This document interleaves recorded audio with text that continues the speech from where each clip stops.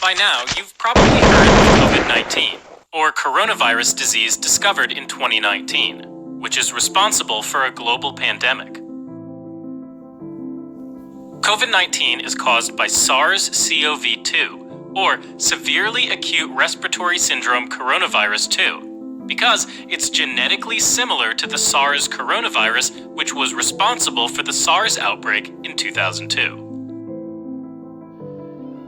Now, coronaviruses that circulate among humans are typically benign, and they cause about a quarter of all common cold illnesses. In COVID-19, what happened is that there was a coronavirus circulating among bats, which are a natural animal reservoir, and it mutated just enough to start infecting an intermediate host, the pangolin, an animal that looks like a cross between an anteater and an armadillo. In late 2019, the coronavirus mutated again and started causing disease in humans. The outbreak began in China, but has since spread around the world. As of March 9, 2020, or roughly 3 months into the outbreak, there have been 109,578 confirmed cases of COVID-19 and 3,809 deaths, resulting in a fatality rate of 3.5%. But that represents an average across different countries and timeframes.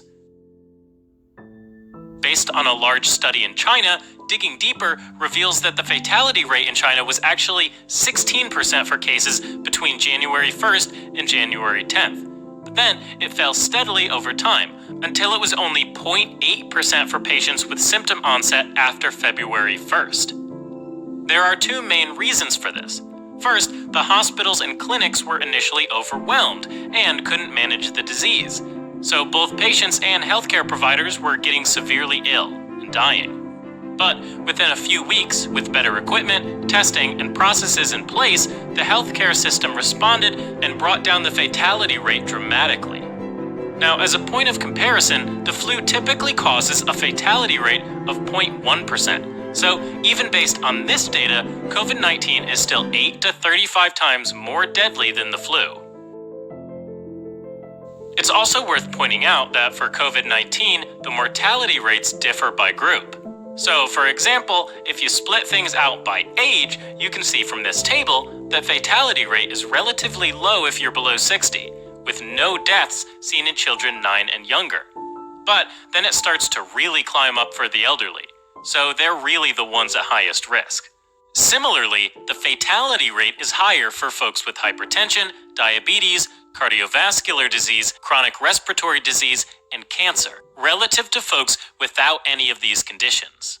And of course, a lot of the elderly typically have one or more of these conditions, so it's not surprising that they go hand in hand. Now, although the COVID-19 pandemic is still ongoing, the good news is that in China, and also in South Korea, the number of new cases per day has dropped off, largely due to the aggressive public health measures like quarantining, aggressive testing, and ensuring hospitals have the right equipment and staffing. Based on the current data, over 80% of the patients with COVID-19 have a mild infection, and some people don't develop any symptoms at all. For others, they can develop symptoms that can range from pretty mild, like fever, cough, and shortness of breath, all the way to serious problems, like pneumonia. Severe lung damage can cause acute respiratory distress syndrome, or ARDS, which occurs when the lung inflammation is so severe that fluid builds up around and within the lungs.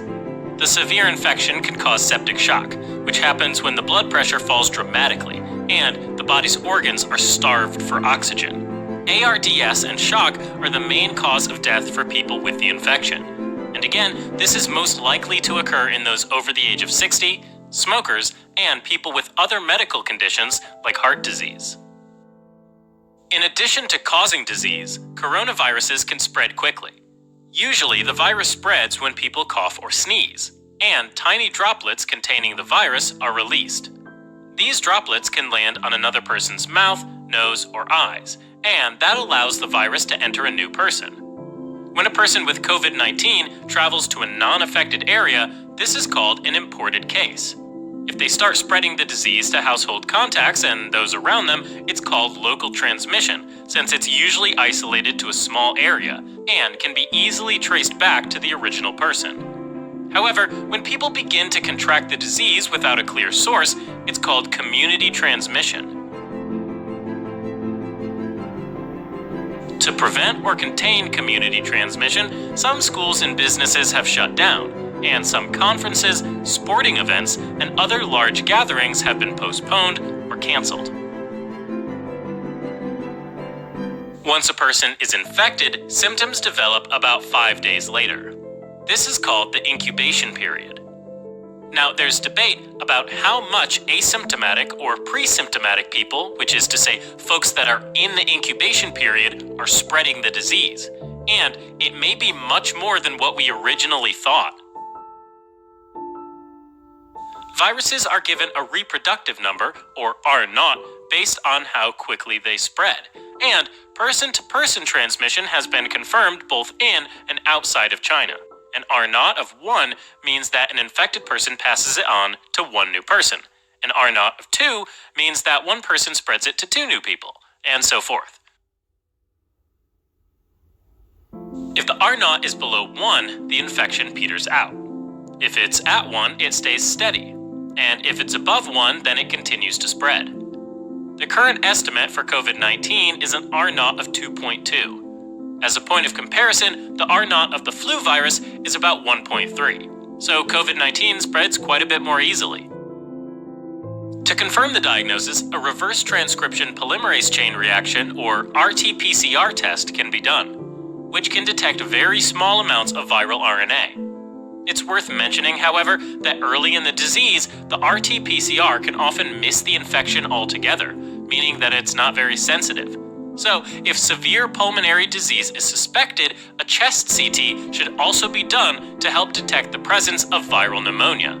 It's also important to look for other causes of similar symptoms, by doing things, for example, like a quick flu test or a respiratory viral panel to look for alternative causes of the symptoms. Treatment is focused on supportive care, such as providing fluids, oxygen, and ventilatory support for really ill people. There's also early data showing that remdesivir, an antiviral drug previously used against Ebola, can be helpful, and it's being tested in large-scale clinical trials in the US and China. Unfortunately, there's no vaccine currently available to protect against COVID-19. Having said that, there are some being researched, including one that is in clinical trials and will likely be ready by 2021. So, the main goal is to avoid person-to-person transmission. In areas with community transmission, anyone with mild symptoms, regardless of whether they have been diagnosed as having COVID-19 or not, should wear a mask, and they should self-quarantine within their home. If those symptoms worsen, they should call their clinic or use telemedicine to talk to a clinician. For people with symptoms that live with others or even with pets, they should self-quarantine in a separate room and use a separate bathroom if possible.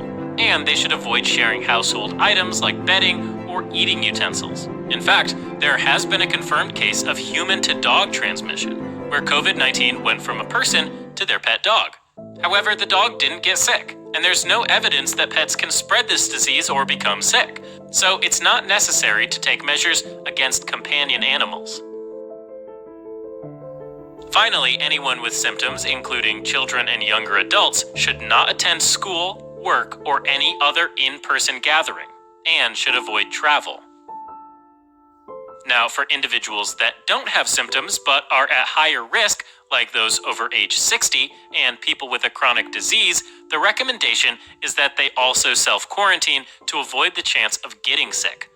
Self-quarantining requires keeping a few weeks' supply of your medications, groceries, and household items, as well as having an emergency contact person. Coronaviruses don't usually spread over long distances in the air, but they can get flung from one person to another on tiny droplets of saliva when someone's coughing or sneezing. In addition, some strains of coronavirus can survive on surfaces for over a day. With With that in mind, if you're a healthy person living in a non-outbreak area, the recommendation is to avoid travel to disease outbreak areas, generally stay away from crowded places, and stay at least 6 feet or 2 meters away from anyone with symptoms. Wearing a surgical mask is not recommended because they're meant to catch droplets from a cough or sneeze going out, rather than preventing you from breathing in the virus. Similarly, wearing an N95 mask is not recommended because they're only meant to be worn by healthcare workers. In addition, cleaning and sterilizing frequently touched surfaces like toilet seats, door handles, phones, and keyboards is also a good idea.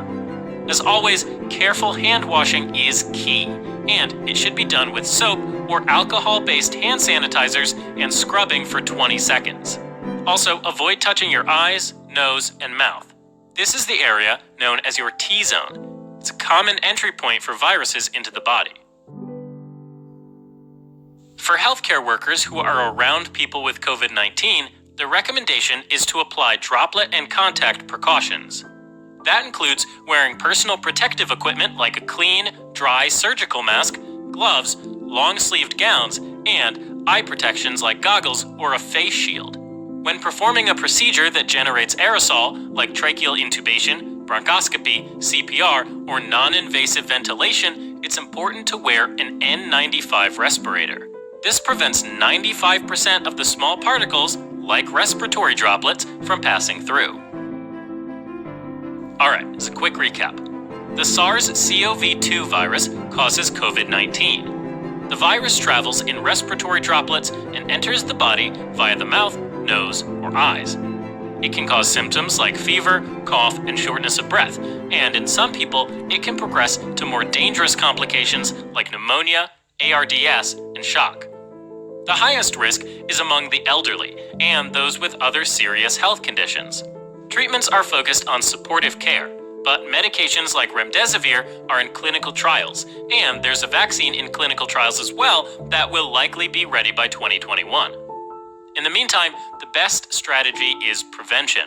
This includes careful hand washing, avoiding traveling to disease outbreak areas and crowded places when possible, avoiding touching your T-zone, and if you're a healthcare worker, using personal protective equipment.